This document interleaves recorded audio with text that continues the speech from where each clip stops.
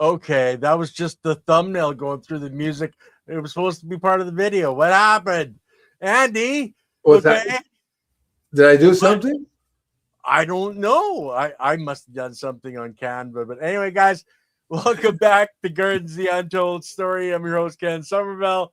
My co-host, Andy Lopez, who's saying, greetings, people of Earth. So, he's kind of out to lunch, but we love him, Out to lunch. Thanks a lot. You're out in the garden. You're okay. How about you're out to the trees? Okay. No, I'm out to lunch in outer space. Hmm? It's easier to have lunch outside your spaceship than inside the spaceship. It's very difficult. You have crumbs, all kinds of stuff in your spaceship. You can't do it. Hi, everybody. So I thought you were burying your head in your compost pile. I've actually never done that. I have never done that, but I have buried a bunch of other stuff in my compost pile. I mean, compost, I remember, let's see, in the 6th grade, I had no idea what compost was. In the 6th grade, no idea. Hi, good to see you both. Oh, yeah, there's 2 of us here, right? Cool, I got it. Well, if you cut us in half, there'd be 4 of us. So I've had a long relationship with compost almost as long as my parents, right? My brothers. Yeah. In the 6th grade, I started I started gardening in my yard, and so I've had and I don't remember in the 6th grade. I didn't remember getting compost from anybody, or maybe some rock dust. I didn't really start getting into compost until 1970. For some reason, I keyed into it right away because I learned that there's no soil down there, and the real reason why you make compost, some people say, "Oh, you're making compost for recycling," but oh no, the real reason why you make compost should be to heal your soil. That is the real reason why you need to make your compost. So we have a very interesting show today, guys. Let's see. Here it is, right? Black Gold Graded, why every compost heap has a different soul. What do you think about that as a title, huh? I like that title, Andy. It really does have its own soul because, there's so much life in there and it's all got energy just like we do. So I think it's creating its own heartbeat, its own soul. Like you look at a tree, and you go and hug that tree and you can transport energy back and forth. That has a soul too, right? Yeah, exactly right. Exactly. And to me, I was always fascinated with the word soul because it's like soil, S-O-I-L. I go, gee, it's not a coincidence that the soil and soul are like, they're the same word to me. It's like the same thing. It's the soul of our planet, that's for sure. Of course. That's when I started doing this. I originally that's my first book was How to Heal the Earth in Your Spare Time. I didn't say how to heal your soil in the first time. I called the earth's soil, right? That was my thing. Instead of, and I wasn't as clever and smart and incredibly handsome now, intelligent as I am now then. So I just call it How to Heal the Earth in Your Spare Time. To me, that the earth meant soil, water, air, everything, and it still does. But now we have to get down to what we can really do, and that is the soil. And I always found the real invincible gardeners are the little beings that encompass the soil's army. And to me, I guess because I've been always this weird because I always found. I even found rocks to have souls. I even found to have trees have a soul. Insects have souls. I'm like one of those Buddha guys. I can't walk anywhere. I'm killing all my little people. Sorry, I didn't mean to step in. Oh, and then I realized even breathing, we're destroying stuff. Yeah. So it's hard to get away from the destruction aspect of our nature. What is it? What is it? Let me see what this is. It says, oh. The photo of the soil looks really full of organic material. Yeah. Let me see if I'm doing this right. So, to me, I never really, I knew there was something going on in the soil. Okay. I was given the hint by Rodale, because I was reading Organic Gardening magazine, and he Yeah. was feed the soil first, and then the soil would feed the plants. I'm going, okay, so what is the mechanism? It must have been a natural. It must have been a mechanical thing, like water running, right? Air. Yeah. It doesn't require any intelligence. It's just something that happens. That's the way I thought. I said, well, I guess I got to put it in the ground, and the ground automatically just takes it and gives it to the plants. But as I evolved, which by the way, I'm still am evolving. And as science has evolved, because we know a lot more now than we ever did. Exactly right. Exactly right. And then I come on board on this show. You start calling it biology. I'm going, yeah, what the heck? Biology, because that's such a clear name. It's, but the whole earth is biology, right? So this show could be about every living thing on the planet here, because it's all biology. The earth is just one. Every organic life form on our planet is built from cells, which the cells are built by biology. Yeah. So it is true. Every organic life form, everything that we live and breathe, eat, it's all full of biology. So it is all about the biology. So I saw the Star Trek episode. I'm an old Star Trek fan. William Chapter was a customer of mine.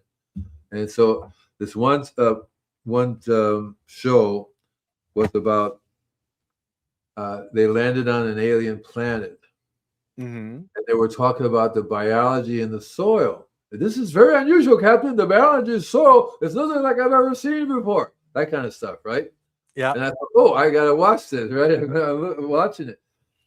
Anyway, what happened was the biology in the soil ended up killing half of people and destroy them and dissolve them and all that kind of stuff. And so they carried it a little bit further. So they were composted. The biology was composting them. So anyway, what happened in that planet? The biology would eat everything. Yeah. Basically, that's the way it had evolved into that. Literally, it would form into some glob and eat everything and back into the soil again. And I thought that was really interesting because it could have developed here in the same way. The biology could be very dangerous to us. It could be, and there are some things that will kill us in terms of biologically, right? Yeah. So anyway, I love the idea of compost community because I approach compost in a very interesting way, which I just developed over the years. So when for example, I went yesterday for a new customer. She said, "What's wrong?" And I can't see anything wrong. I don't know. This tree is dying. That tree is dying. It says I'm watering, but it's still dry. And she says, "What's?" And I'm looking at her. I'm going, so, right? I love how you do that. Oh yeah, man, right. Not another one.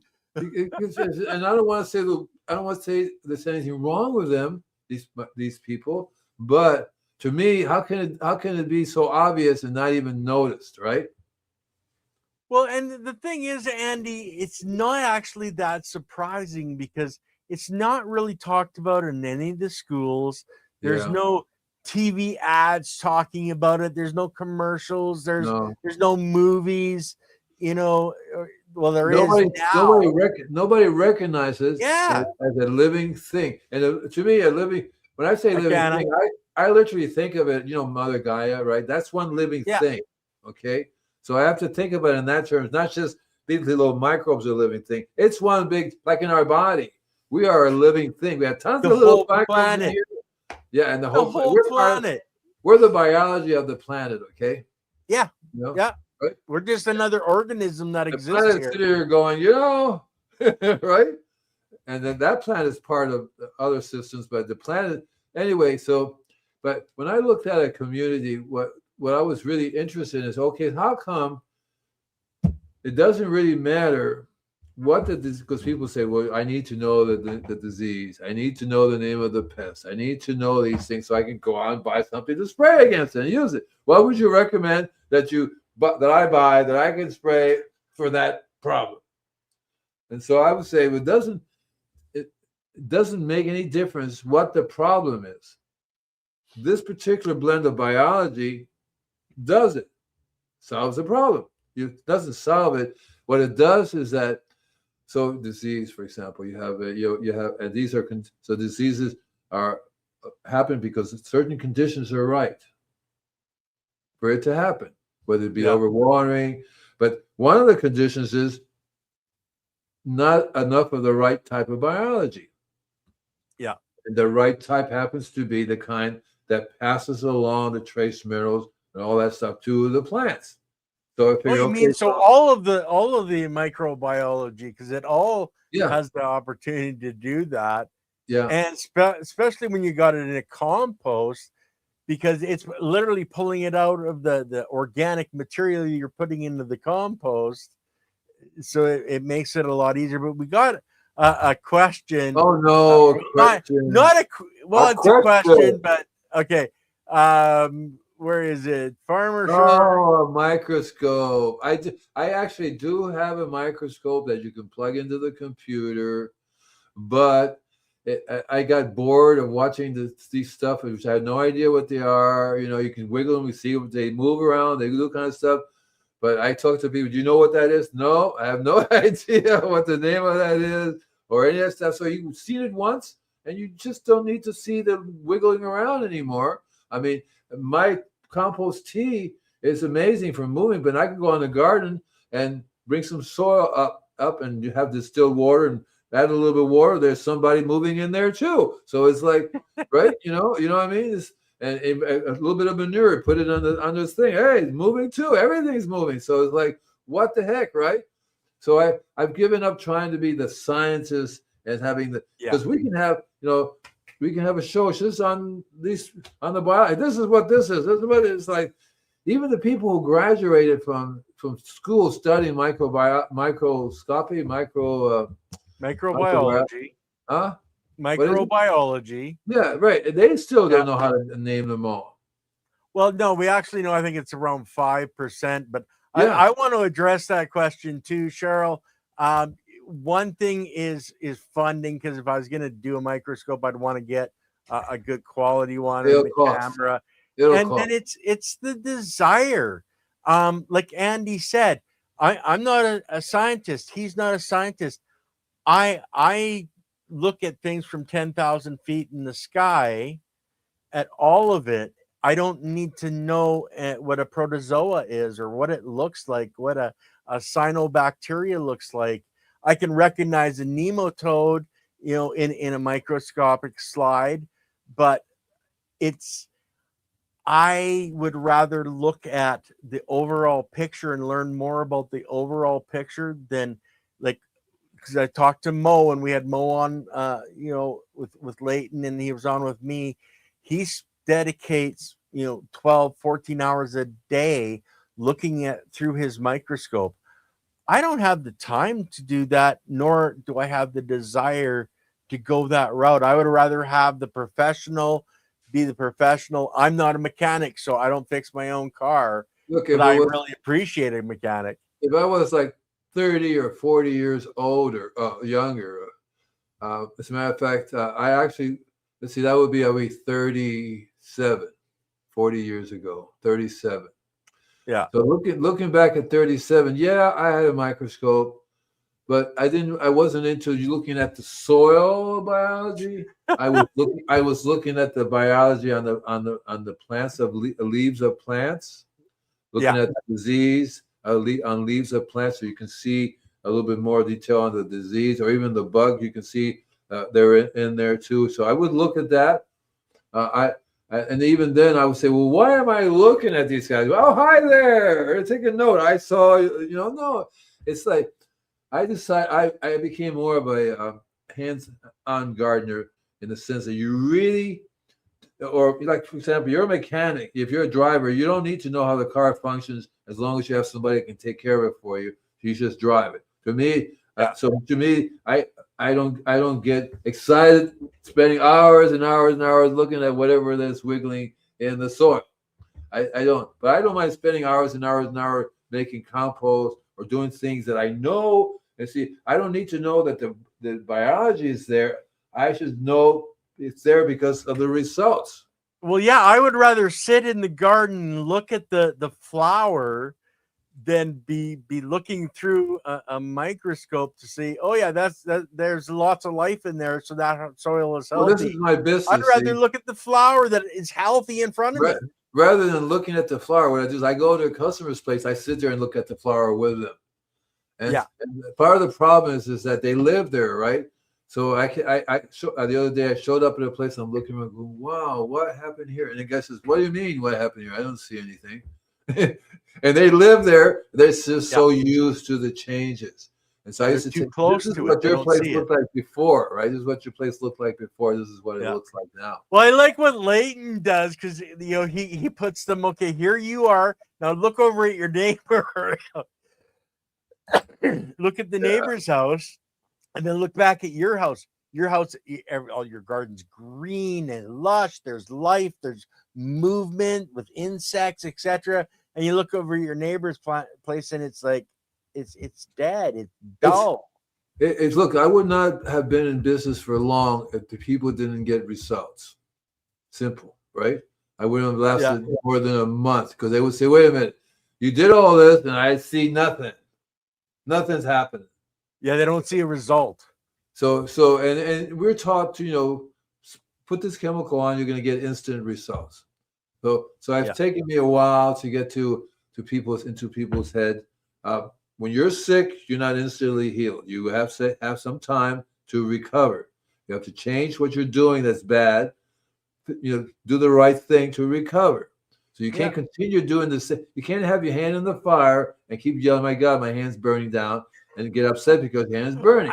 You gotta take I don't know. There might be some people out there that are doing some pretty wild drugs that would hold their hand in the fire, man. I don't know. There's crazy people out there, Andy. I'm 77. Neil. You see, 30 or 40 years older. Yeah, so if I didn't want to be, I can't be 40 years older. I'm 77. That'll be like 110. No, I'm talking about 40 years younger. Yeah, I could use 40 years younger. Yeah, that'd be cool, man. Back in my 20s. Yeah. My pride disappeared. Oh, there it is. Did I do it right? I did it wrong. Yeah, pretty much. You're good. I did it wrong. I'll bring it so we're up on the side again. But there you go. So when I started making compost, I made it with specific intent. I said, okay, I have this business. Part of the business depends on people having healthy soil. They don't make compost. They don't know what they're doing. They buy compost in the store is crap, CRAP, And a lot of times when they make compost, they're missing out on the main ingredient. They just throw everything together. This is wonderful. And yet they say, well, how come my plants are still sick? Well, you didn't make it correctly. So what you put in it, I don't think it takes drugs for some of those people to do crazy things. Look, I do that. And I do take drugs. I take drugs to calm down, to be straight, okay? Because I'm like, whoa, what? Stop it. Let go of my hand. Oh, sorry. Well, we're not gonna go there because I pretty much do the same damn thing, Andy. I gotta stop my brain every once in a while because it's out in outer space all the time, Oh yeah, I know it. Especially now. It's always been interesting for me. So it's like I know a friend. His name. He wrote a book called "Be Here Now," and so I'm just here now. I can't think of tomorrow or yesterday, but. What I was going to say is that so when I make compost, I make it specifically so that I can take it to a customer's place. Sometimes I even make it if I go to a place and I know something specific going on. For example, some plants like more acid-loving food as opposed to other plants, and different requirements. But the basic requirements really basically the same. You just have to tweak it according to different plants. So I specifically learn. What is it, Andy? You're quite the character. Too much fun. Oh man, that's not nice to say that. So that you're talking about the what do you make your compost with? I think anything that's organic on our planet, but then you're saying like if you want to specifically target compost for say roses. Maybe make your compost mainly out of roses because that's the exact nutrients that a rose needs, Well, right? that would be true if those roses were fed correctly, if they had all the nutrients they should have. Because if they weren't fed and they were deficient and they died, they're not going to become great just by dying. See, so that's a part of the problem. And you're correct. Normally, somebody's growing like that's why if you have an organic garden, you do everything right. That compost you get from the organic garden produce, yeah, will have the trace minerals and everything that you put in the first place. You see, right? And so I could do that. That people, so and then also to a lot of organic gardeners company when you buy food, they don't put any the right things in it, so it looks good, but it's not providing you the trace minerals you need. So if you eat some of that and put that in your compost, you're not going to get the trace mineral because it wasn't there in the first place, right? So I stopped. That's why I started making my own compost specifically because I could not trust to get buy compost for sure, because every time I buy compost energetically there was nothing there. I mean, it's a big clue for me when the compost is sitting in a plastic bag. And No doubt. It's not breathing or nothing. And I'm going, how long has that been in there? Right? Andy, I want to jump onto a question that came up here. My yard is like pure sand. It is hard to grow grass. What is your recommendation to add to my grass or the soil? Guess what you should add? Make it okay, you got 5 seconds. Compost. There you go. The other thing, since you're in a sandy area, if you've got the heat, drying winds, try to make sure that compost, you're putting mulch on top of it. Compost is not mulch. Compost needs to work into your soil. So if you put an inch of compost down, put 2 inches of mulch down, whether that's straw, whether that's wood chips, etc. You have to protect the compost so it can stay moist, so your microbiology can survive. And then it'll start making biofilm, and it'll start making your sand into aggregates. That's true too, except for one thing. He wants to grow grass. So that means that the grass will have to come up through the mulch, which makes it a lot harder. What I suggest, Cana Flex 420.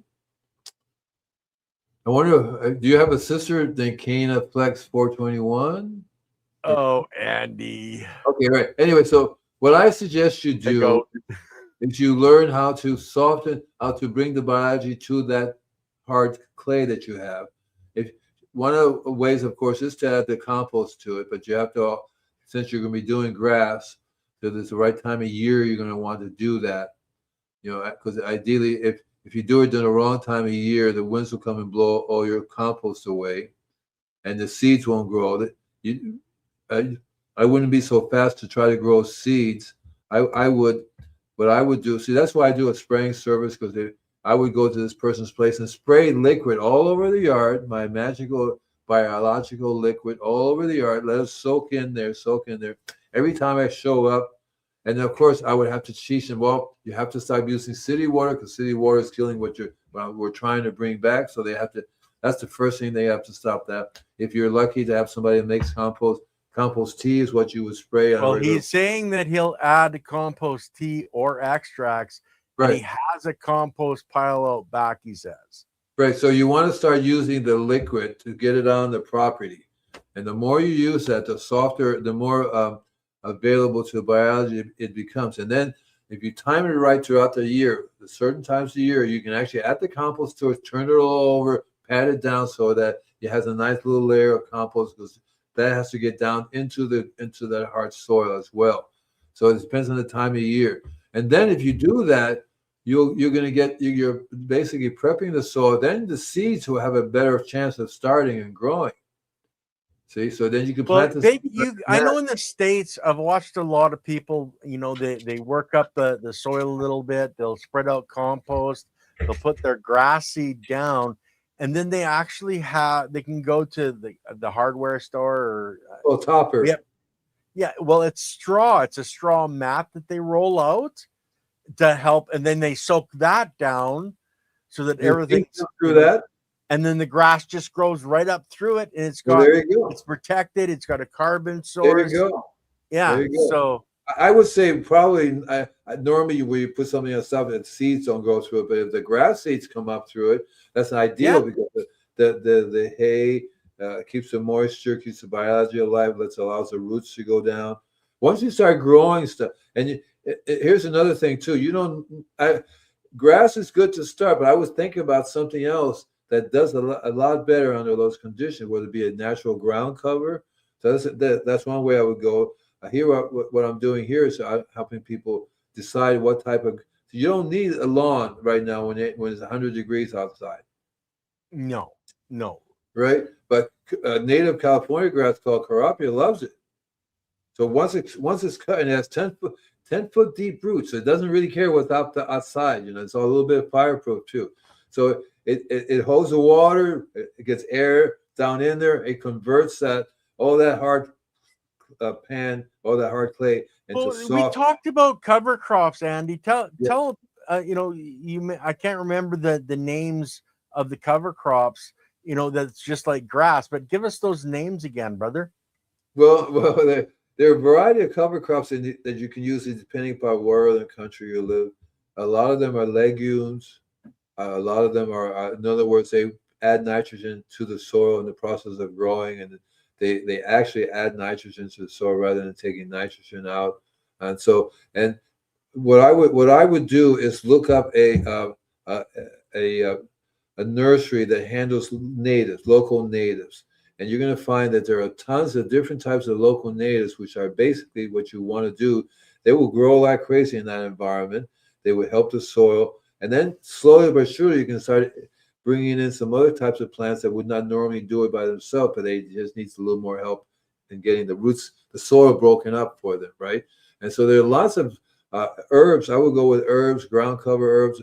These are legumes. There's a whole family of legumes from sunflowers to peanut, but these are not the type you would grow in that environment. You would do it in a raised bed, for example, for the soil in the raised bed or in containers. But if you have a property that you want to eventually have grass, and if you insist on grass, I would try to find a native grass. There are lots of native grass that will grow really well, and they don't care whether that's the kind of soil they like, a sandy soil that would like that. What you're thinking of is that you need normal plants that need soil. They don't do really well in sandy soil because it's not meant for it. Cactuses will love it. All kinds of succulents will love it because that's what they like, is sandy soil. Does that help? Well, if you're trying to rebuild the soil, start adding carbon, start adding the compost, because then you're going to turn that sand into soil. Yeah. And I think that's more where we should really be looking, because most people want to grow, whether they want to grow roses or whatever in a sandy soil. They want to grow their garden, their vegetables. Yeah. We're not. Andy, you're too much of a bloody landscaper, brother. You want to look at trees. That's what I'm doing in my backyard, because in my backyard, all they had here was a road, and they used construction sand, so it was no soil, very sandy. And I've been here 2.5 years. I've been adding compost on a regular basis, turning it all over, growing I told myself, whatever wants to grow, bada bing, bada boom, come on Weeds, medicinal plants for your soil. Exactly right. So sometimes I hired somebody to help me, and the stupid guy would start pulling up my weeds. And I'm going, stop. I said, well, these are weeds. No, they're not. Yes, they are. Are you arguing with me? This is my place. And those things are not weeds. And even if they are weeds, you don't pull up weeds. Oh, yeah, I pull up weeds. No, you don't. So it's one of those things, and people are constantly complaining about the weeds. The lady, leave the weeds alone. Weeds are Mother Nature's medicine. And they look at me like, oh man, this guy. Well, and not only that, but they're collecting sunlight, so they're actually bringing energy and more life into the soil structure to make more biology, which is going to grow a weed or a rose or your grass. You need that. The more green, the more chlorophyll, the more energy gets sucked into the soil system, and more life. I've always loved, quote, weeds, because nobody planted them. They come up on their own, and they do better than anything else you can plant. I have some weeds in the backyard. They're like, go ahead, hit me. Come on, hit me. I dare you. I go, no, survive. Yeah. And so I leave them alone. And then when they go, I just top and drop. They return. I learned from experience when I used to give a walk in Putney, Vermont, what the condition is of the soil by the weeds. And I learned wherever I go, I look at the weeds that come up, whether it be dandelion, whatever. Nowadays, you can take a picture of your phone and say, "Oh, that's what it is." Yeah, it's considered a weed. You have to kill it right away. But no, and then so let's say rich in iron, rich in magnesium, rich in phosphorus. Yeah, of course it's rich. And what are you going to do? Take it and throw it in the trash. So it's like, instead of leaving it there where the soil needs it and the other life that's in the soil needs it. Right. So let me go ahead and move. I think I can do this, right? There, I brought it up for you. Yeah, man. So again, I like calling Mother Nature's kitchen because you really are taking everything, learning from Mother Nature and putting everything together to make the most amazing compost. And it varies from place to place. I remember I can make compost year round in Florida, and even went through the rain. My biggest thing would be, of course, keeping it out of the rain. Over here, I find that I really can't make compost certain times of the year because it's too hot and dry, and the compost is not going to function very well if it just dries out the next day. You go out there and go, oh, okay, what happened? So it makes a big difference. And the process of actually making compost is really very fascinating because this normally happens in the soil without you doing anything. Mother Nature does all these things. She composts right there in the soil rather than a pile, right? You don't see any piles in Mother Nature. They evenly in the forest. I went to a forest once and it was like, I think they said 10 foot deep in mulch and soil. Yeah. Andy pretends not to see anything. What did I see? Didn't he see it? He was talking about Ken put it on the screen. That's really good. I don't get it. I don't get it. Yeah, you don't need to get it, Andy. So to me, and that's interesting too, because I lived in a couple of different places, and each place the compost is different that I make from in that area. Very, very, very different. The compost I was making in Costa Rica is very, very different than the compost in Florida. Compost in Boulder, Colorado is very different than the compost I was making here. And because you have to deal with the local environment. I call it the locals, whether it be chickens or goats or whatever, And in Costa Rica, there was much more of everything, so it was much richer, right? And all these different creatures and different minerals than say here. I have a hard time going out and finding whether it be sheep, whether it be cattle, a bull, manure. But I really got into the manure thing because again, the manure are the biological. When the stomach does its thing, and then what comes out. These are the biology which have all the trace minerals and Mother Nature has developed a way to take that, process it, and give it back to the plants. And it's really very cool the way it does that. And so I learned how that when I studied Rudolf Steiner's biodynamics, every creature has its own particular biology. Yeah, every plant. Every plant has its own particular biology, as what we do, as humans do. The compost has its own unique biology, which we can transfer to say it's a soul, right? And so, and once you acknowledge those things, you learn how to what do leprechauns use? Oh, there she's back. Oh, the four-leaf clover. I tell you, you should put it in a book, and you'll be a millionaire. You'll be on our show as a guest.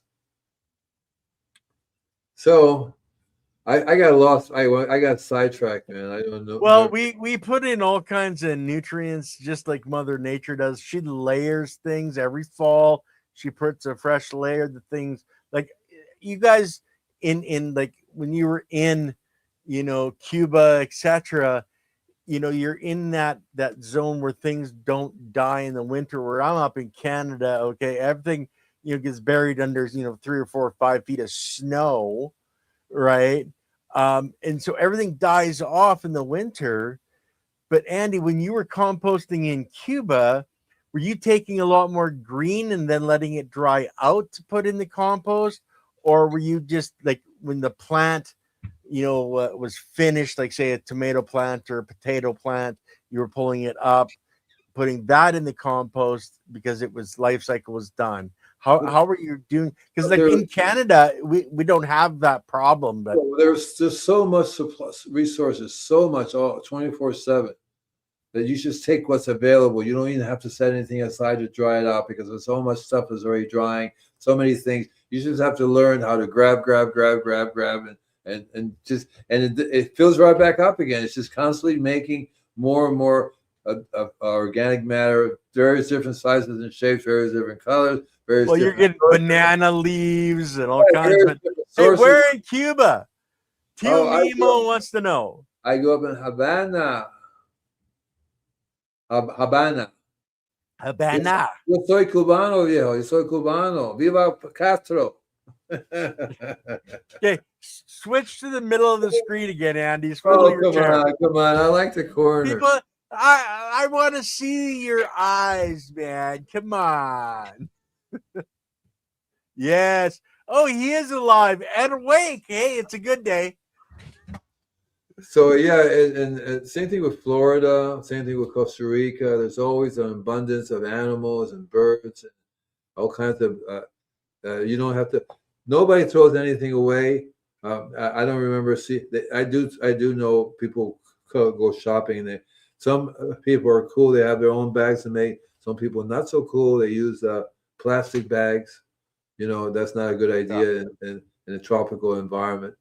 But mainly, I remember people would just weave their own baskets to go shopping with. Just such an abundance. Where over here, you're lucky if you find any. If I was to make compost just strictly what I got in my backyard, I couldn't do it. Yeah. Like Lily and I don't really eat a lot of vegetables, so we don't have that vegetable waste. We actually put out very little waste overall, let alone food waste. So, yeah. What did Serena say? My Ukrainian purple tomatoes are splitting open to get sun scald, even though I have a shade cloth up on the west side of the bed. Ideas for prevention. Yeah. So, see, I think we've talked about this before, is that you're not keying into all the trace minerals. You're having a particular problem, and which is a calcium deficiency. And either your pH is too high or too low. If it's too high, you don't. It also depends upon what else are you're feeding these guys. You know, whether you're buying organic. I'm assuming you're organic. So you go to the store and buy some organic fertilizer, for example. I would need to know that. What is it you're buying? I would need to know why you're having. See, it's very common for folks to have a calcium deficiency, both in their bodies and in all the plants all the way around it. And that should be obvious to everybody, because in the good old days, there was more animals you ate, more animals, things would be dying left and right here. So these creatures are no longer around us dying, providing the calcium that's needed. See what I mean? You know? And also magnesium and potassium as well. Of course, right. But the calcium is the main thing for the plant for its splitting. Is it a calcium deficiency that makes it actually split? Because I don't know that she's talking about root rot. No, that's different. That's two different things. Yeah, that's a different thing, because I think I lost the question, but she was talking about the plant itself. You know, which is yeah. So the tomatoes are splitting, says sun scale, and there's a calcium deficiency. And in reality, it comes down to the calcium is the doorway to a bunch of other trace metals. We talk about magnesium and phosphorus. You may have the magnesium, you may have the phosphorus there. If the calcium is not there in the right proportion, they're not going to get either of that either. And not only that, but also a variety of other trace minerals that are essential for the production of healthy plants, and that the plants and the Brix level would be too high for the sun scale. The sun scale, like any disease or any pest, requires a simple carbohydrates environment to function and to live in. Not just I want to put out Tio Mimo is saying, you know, is it too much water in a short period of time that's, you know, feeding them to burst? Right. So the water inhibits the absorption of calcium. And every time you have too much water, it's the microbes put on their face mask, with oxygen. And so if they have an oxygen deficiency, they're not going to be processing the trace minerals as they should be. So by simply reducing the amount of water and increasing the biology, we can assume that the biology already has the calcium to do that. But assumption is not the correct way to do. You want to do like Serena says, I use calcium, Neptune's crab shell plant food, right? Because that's basically it's mixed with biochar and worm calcium. See, so you have the essentials. A crab shell is the calcium, and then you have the worm calciums and the carbon that will allow the processing of the calcium, which then becomes available to all your plants. That's why reason why milk works so well for most diseases. And Serena, if you, I'm not sure if you do the Korean natural farming, if you make a WCA or a water soluble calcium, use that as a foliar, and then you're going to be getting lots of calcium directly where it's necessary. Right. And that's what milk is. Yeah. Well, it's not. Milk isn't broke down enough as much because the water soluble calcium is the molecules are smaller and more easily used right away by the plant, where the milk, the biology still has to put in some energy to break things down. Right. So it's a matter of how easy it is to get the water soluble calcium. Well, yeah, if you don't have it, then milk's a damn good way to do it. And you can ferment the milk for 24 hours, and that becomes more soluble. And it breaks down the molecules. Yeah. So that's what I would do. So normally when I do milk or a rice formulation, 2 or 3 or 4 days, 5 days, you want to break it down. Then it becomes instantly available as opposed to just pouring some milk in.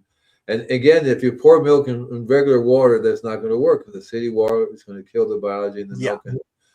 So you have to have filtered water to use, and if you're spraying the calcium in. So there are some things that are against this process working because you don't know the city water you're putting it in there. It works a little bit, but if you have distilled water, it works a lot better. It works a lot better if you ferment it. They should just keep coming back and watching more of our shows because we keep going over this stuff all the time. And you're putting on a course, Andy. Your course, you're getting close to having that up and running. So 25 weeks. 25 weeks.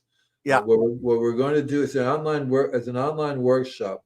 Everything I know in certain areas, because you'll never be able to go through everything I know. But we have a workshop, and we're talking about it earlier today. I'm going to do a little segment of each work, maybe do one show. We're going to go through all 25 lessons. And one of the things I'm doing for you guys out there is that I need 20 people to do the beta testing. And that means that I'm just going to set it up. We're going to do it. I want these people to go through it, tell me what they think, what I need to do to make it better, right? 20 people for beta testing, and that's going to be free, limited to just to 20 people.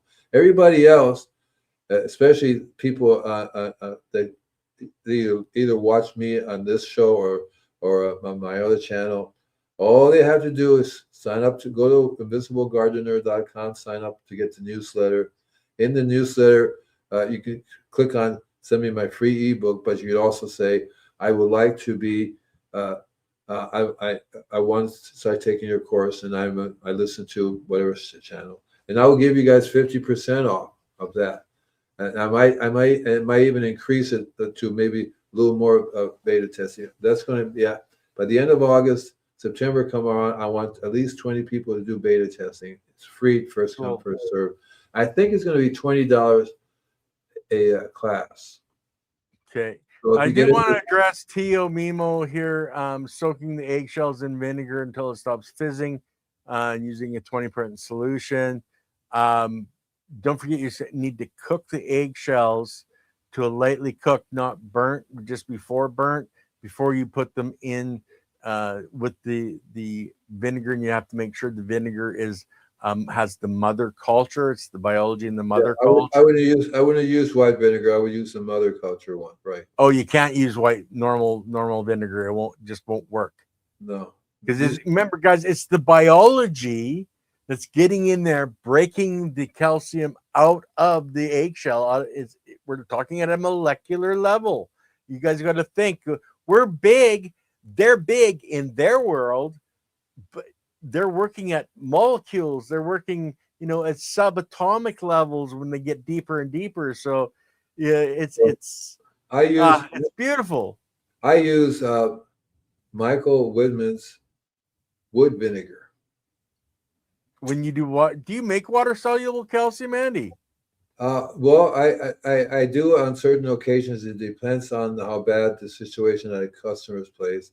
And my place here, I do go through that process of fermenting things on a regular basis, whether it be through rice or wheat flour or through corn flour or milk. I rotate through all those. That way I have different types of biology happening all the time. And so I also get several different sources of trace minerals, so I don't concentrate on one particular.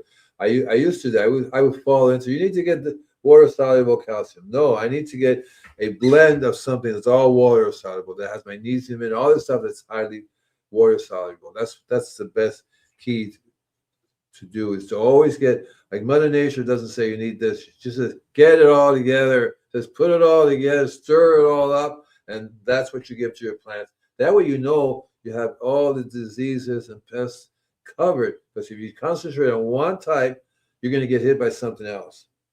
That's the way it always works. So that's the key. That's part of my secret to when I deal with it. It doesn't make a difference of the pest or the disease. I have this blend. This blend will 96 trace minerals in it. Yeah, I that's one of the reasons that I use sea salt. Yeah. And put salt when I'm doing a foliar plant spray. I actually use a little bit of salt water for minerals, and then I use like the water soluble calcium. I use lactic acid, bacteria, fish amino acid, and that's the because I learned the Korean natural farming methodology and built those. Most people won't, but when you're going to the store, you don't really you want to be very careful. Like what Andy's talking about, he's getting specifically. And Serena, look up the Korean natural farming. There's tons of videos on how to make water soluble calcium, how to cook the eggs, etc. But that's only if you want to take the time. It's like I don't use a microscope because I don't want to take that time to do that. But Andy, you buy the majority of your stuff, and you found really good suppliers like Michael Whitman for the wood vinegar. Yeah, I've been on search. Yeah, and the different rock dusts that you buy, you get the C90, etc. Yeah, and you have to be really eccentric at it, because if I didn't do that, then I would not be able to be in business to heal people's trees, because it won't work. Yeah, it just won't work. The same thing with your body. You have to be able to eat a wide blend of food rather than concentrate on any one thing. And so, but nowadays it's easier to buy products. You just have to know who's at the other end. And one of the companies that I work with is called Acres USA, and they're a bunch of old-time organic farmers.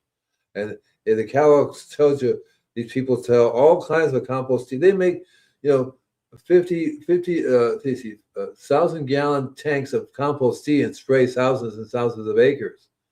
And so that's really cool. So they make their own tea, and you can buy their tea, and they have products that they use. The company that sells fish emulsion does not use urea. So it's all good farmers, all good products that you just have to, you can, so easy to buy. I go nuts buying stuff because it's really easy and blend it together. But you'll learn from experience that you cannot blend certain things together, right? Yeah. And Serena, or not Serena, Cheryl, Goathead is the perfect answer. Is Chris Trump is who I trained with. And Chris has a lot of videos online, but he does have courses that he puts on. So just look up Chris Trump, Korean Natural Farming. You'll find it. And then there's a different direction from his Master Cho's son, which is named Jadam, Jadam. and that's more of a scientific direction where you're not doing as much fermentation as you're doing mixing, and getting a similar result. But Cheryl, I understand your situation. I think you might be more into the Jadam side of things, and these books are online as well. Yeah, you learn. It's like cooking. You learn from experience how to make certain things because it really works for your area, for your plants that you want. You know, the Yeah. the vinegar can be used. That's why I use Michael's wood vinegar, because I find that I can adapt it to almost any plant in my immediate environment here. It works really well at me producing my liquids. When I put it in my liquid, it acidifies. It's just enough. Got too much of anything, right? Don't be a moron. But so I like. And when I first started using vinegar, it was actually bamboo vinegar, which was like another amazing, because the bamboo is a specific type of amazing energy, a plant that it grows, and the enzyme of the biology on that thing is absolutely crazy. You only need a drop of it. Using root rhizomes for vegetables. Yeah, I've been experimenting with microbial brews using rhizomes for root vegetables, grass for corn and other nitrogen-loving plants, etc. Seems to be working well. Any thoughts on tweaks I could do? Um, you're doing a fantastic job. Focus when you're looking at if you're trying to grow in the vegetative state, then look at plants that you can ferment that are in the vegetative state, because they have all the enzymes, etc., in that state. When you're switching to flower, if you can get some flowering plants then and ferment them, then you're going to get the enzymes at that state, which is going to help. But remember, depending on what you're growing, if you're doing foliar sprays, you might not want to spray the bud or the apple, etc., that you want to produce. But that's my take on it. And do you have something you'd like to add to that, brother? He mentioned corn. So one of the liquids of the biology that I make is made from corn. So Yeah. I talked a long time ago about using organic cornmeal and or organic corn flour, organic wheat, organic rice. These three things each release a different type of biology that the organic rice is absorbed right away. The corn takes the longest for it to break down. But if you were to make a liquid and spray the soil with that, you'll be inoculating the soil with the corn biology, and then your corn will grow a lot better because it already has the biology in place. Just a thought. And also things like malt barley, which are actually already partially broken down in the brewing process, also has a lot of the enzymes that Yeah, that's we right. want. There's so many different things and so many different You have to try it ways. and see what it's like. Do Yeah. it and see what it does. See what it And does. how much time do you have to do Right. this? Because like they do sell a lot of these materials, like for the Korean natural farming, they sell them pre-made, but you're gonna have to pay, the money out of your own pocket for shipping, etc. So it depends on how much time do you want to take. Do The you same want thing, to the go? same thing with biodynamics. Yeah, If you have the yeah, time to make it, fine, do it. If you don't, it's available. Almost anything that you want to make is available now. That's what's so cool about it. yeah, You just yeah, have to do a little research, maybe even talk to the person. So what you all doing over there? Do you have you know what I mean? And also too, I found that a lot of brewing companies, beer companies sell equipment, and they are in touch with people who buy stuff just to make brews from plants, not for beer.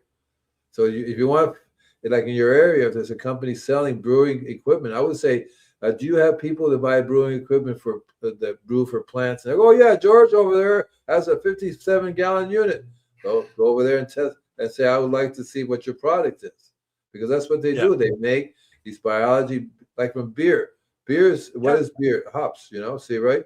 So you can actually take that and spray a variety of plants with it. So the thing to do is you learn. If I spray this, and also use a refractometer. So if you spray something, do a measurement before, and then wait a few days afterwards and do another measurement. It'll tell you if the biology changed. I like this from Shooting the Soil is, yep, hydro equals mad chemist, soil equals mad biologist. Yeah. Okay. Right. Shooting the Soil. That's awful.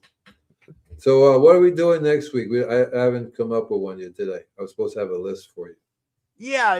Well, the thing is half the time, like we talked about compost today, and etc. But we get sidetracked. We love questions, guys. The more questions you have, I'll do nothing but questions. I love that.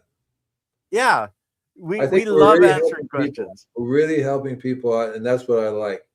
And so feel free to ask questions, even if it doesn't have anything to do with what we're talking about. Yeah, and like RX says, experimenting is half the fun. That's right. That's right. As a kid, I was, and I still do. Every once in a while, I read about something. I go, okay. So I call Andy, them up. you're still a kid, okay? I don't know where that gray hair come from, but you're still a kid, man. My doctor says I'm 17. So what can I say? So when I buy stuff, I learned, okay, don't mix it right away. Just do a little bit.